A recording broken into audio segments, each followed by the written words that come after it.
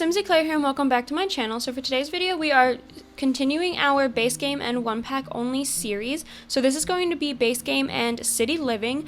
And you can see I'm kind of creating a whole bunch of rooms here for this apartment. I was initially going to make this a 4-bedroom and 2-bathroom apartment because I was going to use it for one of my university sims and I was going to have her move in here with some roommates.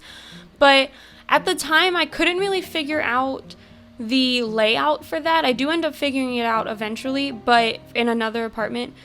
But I also realized that if I was doing a university sim, it'd be really hard to be able to keep this base game in city living only, so I decided to just scrap that idea and I went with a gamer's apartment. Now, there is 2 sims in this apartment. I figured both of them were gamers, but I also figured that they had some other hobbies. I give them an art easel and a guitar, and then I also decorate one of the rooms with some of the politic decorations. It's the pickets that you get when you do the protesting in like the quads and stuff in here in the city. So I give them a couple of those and they're all the ones related to like greener living. So I figured that they were definitely more of like an eco-friendly sim, even though they live in probably the biggest metropolis that we have in the game.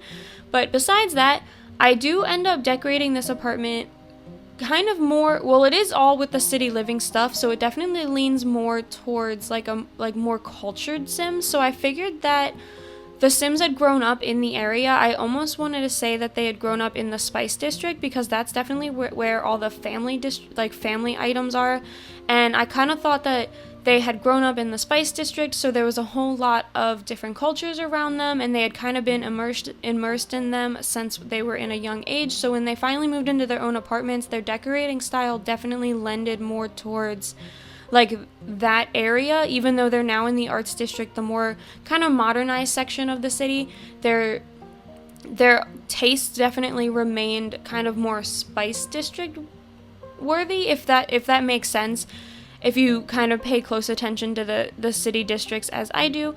But that's kind of where I was going with this, and so I give them this side table here, and then I was trying to find a console to go underneath of the TV to put their gaming cubes on, because I didn't want to do another coffee table because they have the coffee table in the center there, and I do end up giving them 2 different ones. Obviously they don't function at the same time. I just figured that they had 2 different types, you know, like they were like true gamers, and I was thinking about adding one of the gaming mats as well, but I couldn't quite find an area that I thought it worked the best without it taking up too much space and just looking awkward, so I did decide just to leave it out. But they also both have computers, so they can game on the computers as well as those 2 gaming consoles. So I figured that was okay. And then going over here, I give them one of these garage murals. I think that these are gorgeous and they don't really fit anywhere except for in the city, so I was really happy that I was able to use those. And then I also gave them one of the poofs and then one of the chairs that we got, the more decorative chairs that we got from City Living.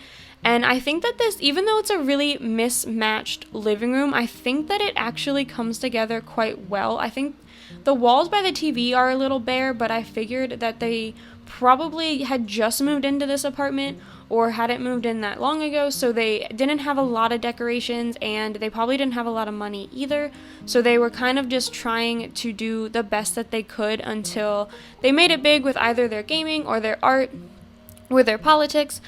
And that was kind of just my idea. Now going over here into the kitchen, it is a very small kitchen. I don't clutter it up too much. I just clutter that kitchen counter in the corner there, and then I also add a shelf here just to kind of change it up a little bit. I do that just so it's a mix of open and closed cabinetry.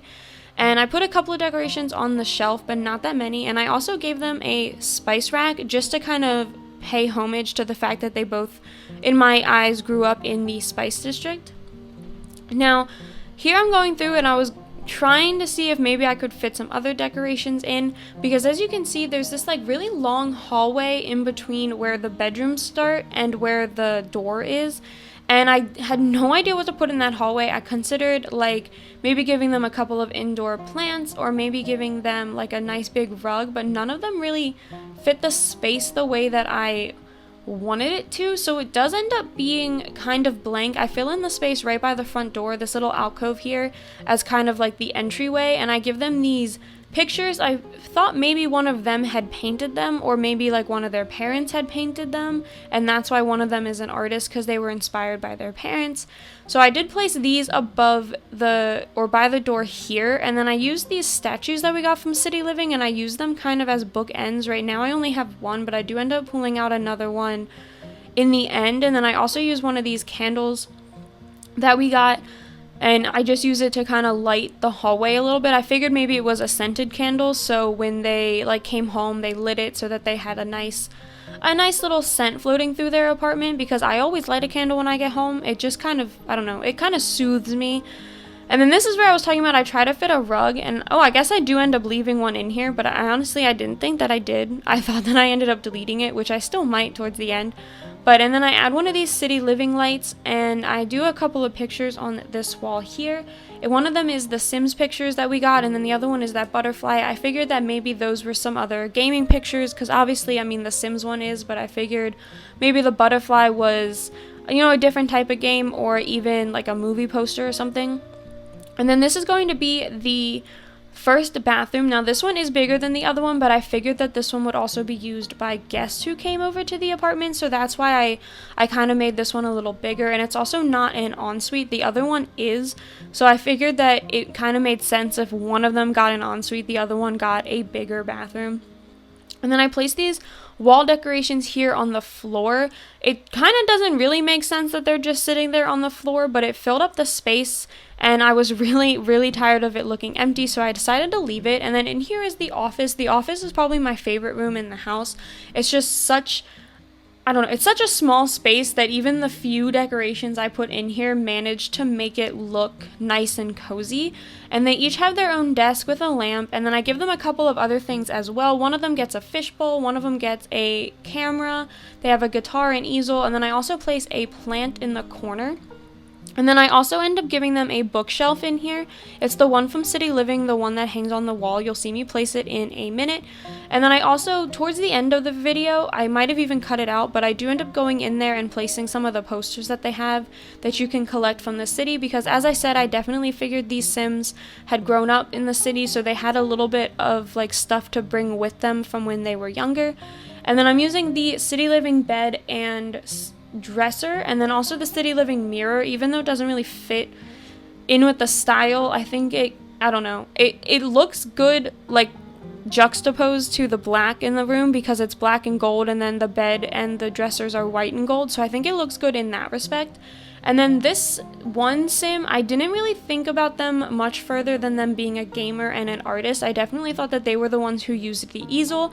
And then I gave them some more signed posters in their room, and then I figured this painting above the bed that they had probably done, like maybe it was their first like piece that they were really proud of, so they decided to go ahead and keep it instead of trying to sell it, just to give them some more inspiration for further build or further pieces of art.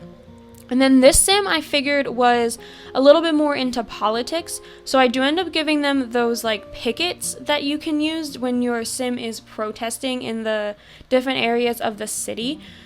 It's all for the ones that are green, so I figured, like I said in the beginning, this Sim was definitely a little bit more like eco-friendly. And then the style of their room is also more green themed, so I kind of thought that that went along with it as well. And I give them the other City Living mirror that we got, the one that's a little bit more decorative, and it folds open almost like a room divider. I did place it in the corner though, because there wasn't enough room to actually use it as a room divider. But now we're going into this ensuite bathroom, so it took me a little bit to figure out the layout that I wanted to do. You'll see me switch it around here in a second, just because it was obviously, this bathroom is like super weirdly shaped, but it does end up working out in the end. And besides that, that is it for this video, so I hope you all enjoyed this one. If you did, please be sure to leave a like and to subscribe to my channel, and I will see you all next time. Bye!